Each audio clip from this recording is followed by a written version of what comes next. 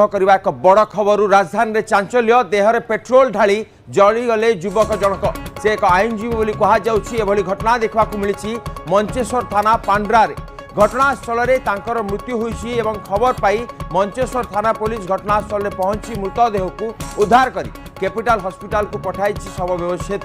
तो मृतकों नाम दीपक कुमार साहू बोली कहुई बयस 46 होता बेले पेशारे से जड़े आईनजीवी परिवार कहले वृद्धा माँ दुई झील और स्त्री सहित एठारे दीर्घ दिन हवा घर कर से रही आसुले पाख पड़ोशी कहवा अनुजाई पूर्वर दीपक मानसिक स्तर में भांगी पड़ा फल दुई थर से चिकित्सा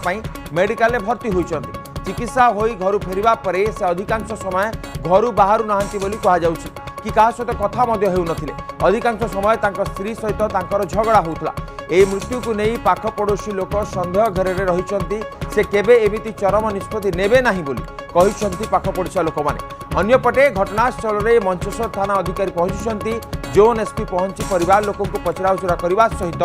व्यवहृत होता पेट्रोल बोतल को जबत कर समस्त दिग को तदंत करने सहित साइंटिफिक टीम जांच करियो बोली कहिसंती जोन एसपी तो कहीं आईनजीवी जनक एभली पदक्षेप नहीं जहाँ अभियोग होची ये राजधानी में चांचल्य खबर सृष्टि कर भाव में देहरे पेट्रोल ढाली जली जाइछंती आईनजीवी एभली घटना देखा मिली जहाँ मंचेश्वर थाना पांड्रा अंचल घटना देखा मिली घटनास्थल में ही मृत्यु होती खबर पाई मंचेश्वर थाना पुलिस घटनास्थल में पहुंची मृतदेह को उद्धार कर कैपिटल हॉस्पिटल को पोस्टमार्टम पठा जाइछि।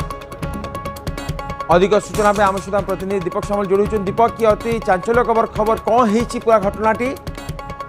देखो गतकाली राति दीपक कुमार साहू नामक जड़े आईनजीवी जहाँ बयस 46 वर्ष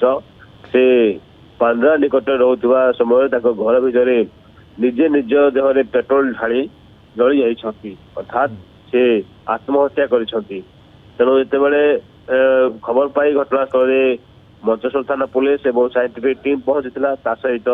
इनक्वारी आरंभ कराइला मृतदेह को जबत कर व्यवस्था कैपिटल हॉस्पिटल पठाई जहाँ पड़ोशी कहवा कथा जे दीपक पूर्व मानसिक स्तर में भांगी पड़ी विभिन्न समय परिवार झगड़ा होता जो से एभली भाव गोटे चरम निष्पत्ति नहीं थाई पारती किंतु कोठी ना कोठी सन्देह उपजुची जे जड़े युव आईनजीवी से कहीं आत्महत्या करेंगे परिवार भितर झगड़ा ना या पछे आबद्ध किसी कारण होती जदि से आत्महत्या कर या पछे प्रकृति कौन एमती होगा जो आत्महत्या कले ये तमाम दिग नहीं पुलिस गतकाली इनक्वारी आरंभ कर मंचेश्वर थाना पुलिस गोटे टीम लगातार भाव चेष्टा कर परिवार लोक स्त्री माँ को पुलिस पचराउचरा कर पड़ोशी से पुलिस बयान रेकर्ड कर सुधा स्पष्ट हो पारुनी प्रकृति से आत्महत्या कले कहीं अर्थात परिवार एमती कौन ये जो घटना घटी से जन आईनजीवी थिले तो परिवार लोके तो बयान नियाजिबो किंतु जो भाव में पड़ोशा लोक मैंने कहते से एमती स्टेप नहीं पारिबे नाही तो कौन रही पचर किसी तदंत से हिसाब से करा जाउची कि देखो पुलिस विभिन्न दिग नहीं तदंत करुच्ची प्रकृति जदि से आत्महत्या करिसंती आत्महत्या पछर कारण पुलिस खोजिबो एथिपाई परिवार विशेषकर पत्नी और माँ को पुलिस पचराउचरा करिबो अन्यपटे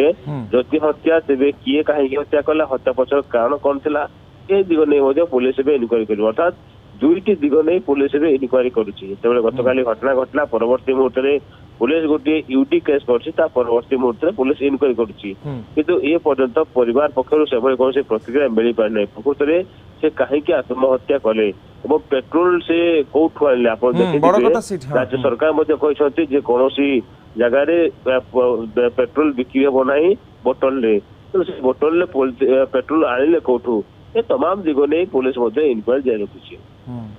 निश्चित भाव में दीपक आउ एक प्रश्न उठुची कि जो भाव में पत्नी सहित आगु झगड़ा होता और पड़ोशा लोक मैंने जिन देखी मानसिक दुश्चिंतार थे आउ एक कथा हो घटना घटला आत्महत्या उद्यम कर समय से घर भितर थे तो परिवार लोकों प्रश्नवाची उठो कि जड़े एमती स्टेप रोचे से जापारे ना केमती निश्चित भाव में जहाँ आम परिवार सहित आलोचना करूँ कहना कथा जे से विभिन्न समय घर बाहर ना गतकाली से छात गले और छात एभली गोटे कांड घटाइले तेणु पत्नी को पुलिस पचराउचरा कर प्रकृति जो झगड़ा होता घर भितर स्वामी स्त्री मध्य कहीं झगड़ा होता से कहीं मानसिक ଘଟଣାସ୍ଥଳରେ ଭାଙ୍ଗି ପଡିଥିଲେ। ଏମିତି କଣ ଚାପ ଥିଲା ଯୋଉଥିପାଇଁ ସେ ଏଭଳି ଭାବେ ନିଷ୍ପତ୍ତି ନେଲେ। ତେଣୁ ତାଙ୍କ ପତ୍ନୀକୁ ମଧ୍ୟ ପୋଲିସ ପଚରାଉଚରା କରୁଛି, ତା ସହିତ ତାଙ୍କ ମାଆଙ୍କୁ ମଧ୍ୟ ପୋଲିସ ପଚରାଉଚରା କରୁଛି। ନିଶ୍ଚିତ ଭାବରେ ଏବେ ସୁଦ୍ଧା ଜଣା ପଡିନାହିଁ କୁହନ୍ତୁ ଯେ କାହିଁକି ସେ ଆତ୍ମହତ୍ୟା କଲେ। ଅର୍ଥାତ୍ ଆତ୍ମହତ୍ୟା ପଛରେ କିଛି ଗୋଟେ ବଡ କାରଣ ଥିବ। ସେ ଯୋଉ ଆଇନଜୀବୀ ଅର୍ଥାତ୍ ସେ ବିଭିନ୍ନ ସମୟରେ ଏଇ ସବୁ ମାମଲା ଗୁଡିକ କୋର୍ଟରେ ଲଢୁଥିଲେ, ତେଣୁ ସେ କାହିଁକି ଏଭଳି ଚରମ ନିଷ୍ପତ୍ତି ନେବେ, ତାକୁ ନେଇ ମଧ୍ୟ କୋଉଠି ନା କୋଉଠି ସସ୍ପେନ୍ସ ଜାରି ରହିଛି। ନିଶ୍ଚିତ ଭାବରେ ରାଜଧାନୀ ଚାଞ୍ଚଲ୍ୟକର ଖବର ଆସିଛି। ଦେହରେ ପେଟ୍ରୋଲ ଢାଳି ଜଳି ଯାଇଛନ୍ତି ଆଇନଜୀବୀ ଜଣକ ଏବଂ ଏଭଳି ଘଟଣା ଦେଖିବାକୁ ମିଳିଛି ମଞ୍ଚେଶ୍ୱର ଥାନା ପାଣ୍ଡ୍ରାରେ। ଘଟଣାସ୍ଥଳରେ ତାଙ୍କର ମୃତ୍ୟୁ ହୋଇଛି ଏବଂ ଖବର ପାଇ ମଞ୍ଚେଶ୍ୱର ଥାନା ପୁଲିସ ମଧ୍ୟ ଘଟଣାସ୍ଥଳରେ ପହଞ୍ଚିଛି। ବହୁତ ବହୁତ ଧନ୍ୟବାଦ ଦୀପକ। ଆଉ ଆପଣଙ୍କ ଏଇ ଯେଉଁ ସୂଚନା ପାଇଁ ଯେଉଁ ଘଟଣା ଘଟିଛି ତାହା ଭୁବନେଶ୍ୱର ଅତି ଚାଞ୍ଚଲ୍ୟକର ଘଟଣା ଘଟିଛି ଏବଂ ଦେହରେ ପେଟ୍ରୋଲ ଢାଳି ଜଳି ଯାଇଛନ୍ତି ଆଇନଜୀବୀ ଜଣକ। ଏବେ ତଦନ୍ତ ଚାଲିଛି କି ଏହା ଆତ୍ମହତ୍ୟା ନା ହତ୍ୟା, କାରଣ ଯେଉଁଭଳି ଭାବରେ ପଡ଼ୋଶୀ ଲୋକମାନେ କହୁଛନ୍ତି କି ସେ ସେମିତି ଘଟଣା ଭିଆଇ ନଥିବେ, ଆଉ ଯଦି ନଥିବେ ତାହେଲେ ହତ୍ୟା ହେଲେ ତାର ଯେଉଁ ସିସିଟିଭି ଫୁଟେଜ୍ ହେଇପାରେ ବା ଅନ୍ୟ କୌଣସି ଦିଗରେ ତଦନ୍ତ ପୋଲିସ ଆରମ୍ଭ କରିଦେଇଛି।